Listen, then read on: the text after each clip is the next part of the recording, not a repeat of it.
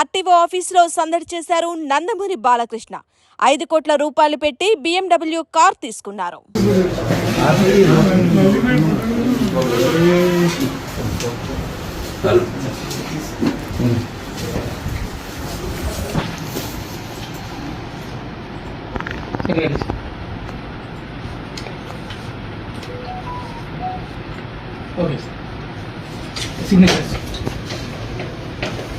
ముందుగా మన మోడీ గారి విజిట్ ఉంది, సెకండ్ దానికి వెళ్ళాలి.